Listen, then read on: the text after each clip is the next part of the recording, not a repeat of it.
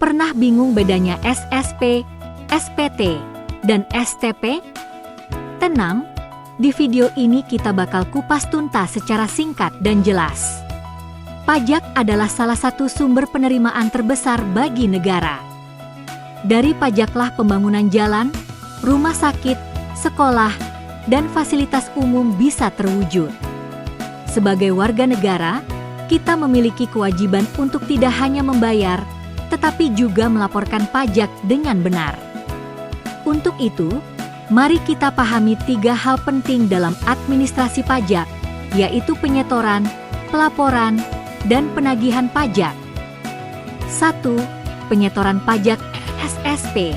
Penyetoran pajak dilakukan menggunakan surat setoran pajak atau yang sekarang dikenal dengan e-billing. Caranya, pertama buat kode billing melalui DJP online, bank, atau aplikasi resmi. Kedua, isi data sesuai jenis pajak yang akan dibayar. Ketiga, lakukan pembayaran melalui bank, ATM, internet banking, atau kantor pos persepsi. Terakhir, simpan bukti bayar berupa nomor transaksi penerimaan negara, karena ini akan digunakan sebagai lampiran pelaporan pajak. 2. Pelaporan pajak, SPT.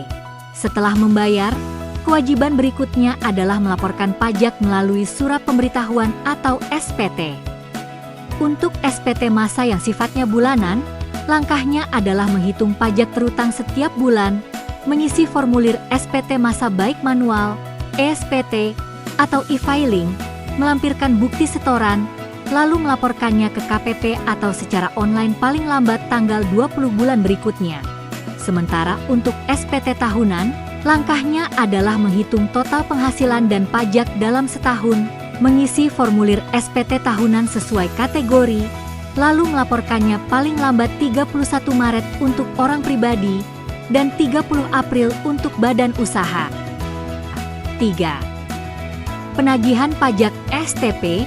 Apabila wajib pajak terlambat setor atau tidak melaporkan pajak, maka Direktorat Jenderal Pajak akan menerbitkan surat tagihan pajak atau STP.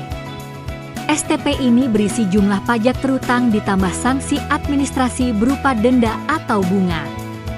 Wajib pajak harus segera melunasi tagihan tersebut. Jika tetap tidak dibayar, maka DJP dapat melakukan tindakan penagihan aktif, mulai dari surat paksa, penyitaan, hingga pelelangan aset. Singkatnya, penyetoran pajak dilakukan melalui SSP atau e-billing, pelaporan pajak melalui SPT masa maupun SPT tahunan, dan penagihan pajak melalui STP jika ada kelalaian. Dengan memahami ketiga tahapan ini, kita bisa menjadi wajib pajak yang taat sekaligus berkontribusi nyata bagi pembangunan Indonesia.